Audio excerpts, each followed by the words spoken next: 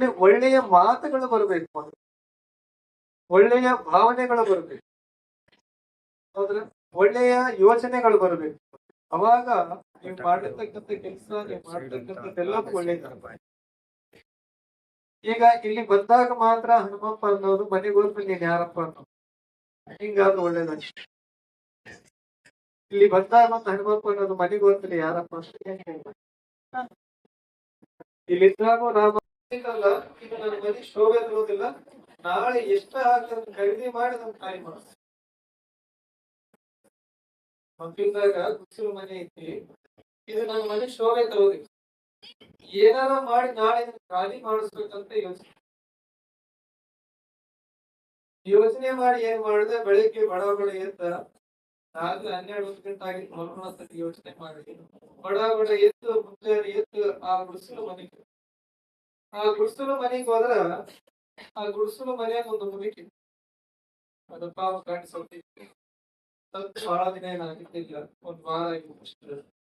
ಆ ದೀಪ ಹಚ್ಕೊಂಡು ರಾತ್ರಿ ಆ ಮುದುಕಿ ಬೆಳಿಗ್ಗೆ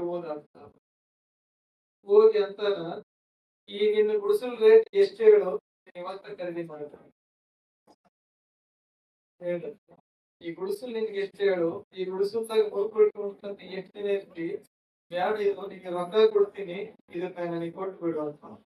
ಅವಾಗ ನೋಡು, ನೀನು ಈ ಗುಡಿಸಲಿಕ್ಕೆ ನೀನ್ ರೊಕ್ಕ ಕಟ್ಟಬಹುದು, ನಾವು ಉಣ್ಣೋ ರೊಟ್ಟಿಗೆ ನೀನ್ ರೊಕ್ಕ ಕಟ್ಟ, ಆದ್ರೆ ನಾನು ನನ್ನ ಗಂಟ ಇಬ್ರು ಸೇರಿ ಈ ಕೃಷಿಯೊಳಗೆ ಸಂಸಾರ ಮಾಡೀವಿ, ಇದರಲ್ಲಿ ಜೀವನ ಮಾಡಿ ನಾವು ಮಾಡಿರ್ತಕ್ಕಂಥ ಜೀವನದ ಸವಿ ನೆನಪುಗಳು ಈ ಗುಡಿಸಲೊಳಗೆ ನಾವು, ಅದಕ್ಕೆ ನೀವು ರೊಕ್ಕ ಕಟ್ಟಕ್ ಆಗೋದಿಲ್ಲ. ಹಂಗಾಗಿ ನಾನು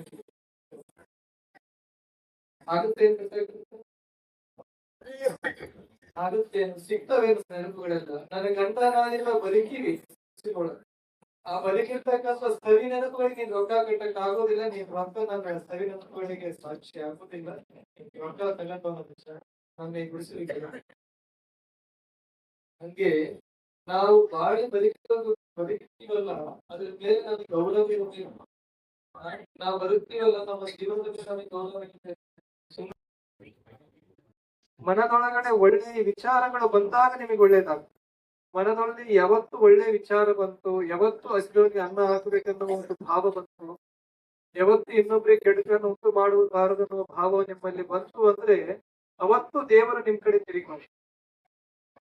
ಇಲ್ಲ ಅಂದ್ರೆ ಅದು ನೋಡ, ಇವತ್ತು ಆ ಭಾವನೆಗಳಿಲ್ಲ. ಜಾಸ್ತಿ ಏನಪ್ಪಾ ಅಂದ್ರೆ ಯಾರನ್ನು ಹೊಂಟಾರದು 2 ನಿಂಬೆಹಣ್ಣು ಹಾಕ್ಬೇಕು.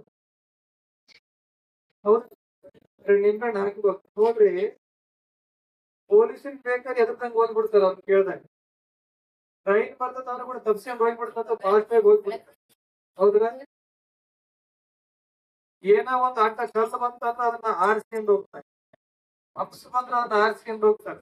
ಆದ್ರ ಒಂದು ನಿಂಬೆಹಣ್ಣು ದಾರ್ಯಾಗ ಐತಪ್ಪ ಅಂದ್ರೆ ಮುಗ್ದ ಹೋಗ್ತದೆ. ಹೌದಿಲ್ಲ? ಹಂಸ ಆರಿಸಿದಾಗ ಪ್ರಾಣ ಹೋಗತ್ತೆ ಅನ್ನೋ ಜ್ಞಾನದಂಗ ಆರಿಸಿರ್ತಾವ ಹಂಸ. ಆ ನಿಂಬೆಹಣ್ಣು ನೀವು ಏನ್ ಮಾಡ್ತಾ ಗೊತ್ತಿಲ್ಲ, ನಿಂಬೆಹಣ್ಣು ನೋಡಿದ್ರೆ ಮುಂದಕ ಹೋಗುತ್ತೆ. ಹೌದ್ರ? ಮುಗಿದು ಹೋದ್ ಮತ್ತೆ ಅದು ಅನುಮಾನ ಸುಮ್ಮನೆ ಲೆಕ್ಕ. ಏನ ಮಾಡಿದ ಸುಮ್ಮನೆ ಹಾಕಿದ್ರೆ ಮುಗ್ದ ಹೋದ. ಅದನ್ನ ನಂಬಿಬಿಡ್ತೀರಿ, ಅದನ್ನ ನಂಬಬೇಡ, ದಯವಿಟ್ಟು ನಂಬಬೇಡ. ನೋಡಿ, ನಿಮ್ಮನ್ನ ಎದುರಿಸಬೇಕಂತ, ನಿಮ್ಮನ್ನ ಕಾರ್ಯದಲ್ಲಿ ನಿಮ್ಮನ್ನ ಭಂಗ ಮಾಡ್ಬೇಕಂತ ಆ ರೀತಿ ಮಾಡಿ ಅವು ಯಾವ ಕೆಲಸ ಮಾಡೋದಿಲ್ಲ, ಯಾವ ಕೂಡ ಕೆಲಸ ಮಾಡೋದಿಲ್ಲ. ಮಾಡೋದಾದ್ರೆ ಪರಮಾತ್ಮನೇ ನಮ್ಮನ್ನ ಅನುಗ್ರಹ ಮಾಡಿ. ನೀವು ಸುಮ್ಮನೆ ಅವನ್ನ ನಂಬ್ತೀರಿ. ನೀವೇನಾರು ನೋಡಿರಿ ಅಂತ ಯಾರು ಮಾಡೋದು? ಯಾರು ನೋಡಿರಿ? ಹೌದು, ಸುಮ್ಮನೆ ಅವ್ರು ಮಾಡ್ಯಾರ ಇವ್ರು ಅದನ್ನ ನಾವು ಜೀವನದಲ್ಲಿ ಅದನ್ನ ಮನನ ಮಾಡ್ತಾ ಬದುಕಬೇಕು. ಅವಾಗ ಈ ಬದುಕು ಒಳ್ಳೆಯದನ್ನ ಮಾಡಲಿ. ಆಂಜನೇಯ ಸ್ವಾಮಿ ಕೃಪಾ ಕಟಾಕ್ಷ ಯಾವಾಗ ಸಹಕಾರ ಇರಲಿ. ಪ್ರತಿ ಶನಿವಾರ ದಿವಸ ಹೀಗೆ ನಿಮಗೆ ಪರಮಾತ್ಮನ ಅನುಗ್ರಹದಿಂದ ಪ್ರವಚನ ಕಾರ್ಯಕ್ರಮ ಬಂದು ಸತ್ಸಂಗಮ ಆಯ್ತಾ. ಊರುಗಳಿಗೆ ಬರ್ತಿದ್ದೀವಿ, ಸತ್ಸಂಗ ಮಾಡ್ರಿ. ಯಾರಾದ್ರೂ ಏನಾದ್ರು ಒಳ್ಳೆಯದು ಆಯ್ತಾ ಕೇಳಿಸ್ಕೊಳ್ತು, ಅದರಿಂದ ನಿಮಗೆ ಜ್ಞಾನೋದಯ ಆಗ್ತದೆ. ಯಾವ್ದು ಆಯ್ತಾ? ನೋಡ್ರಿ, ಈಗ ಸ್ಥಳ ಮಾಲ್ಯ ಇವತ್ತು ನೋಡ್ರಿ, ಮಾಲ್ಯ ಹಾಕೊಂಡೆ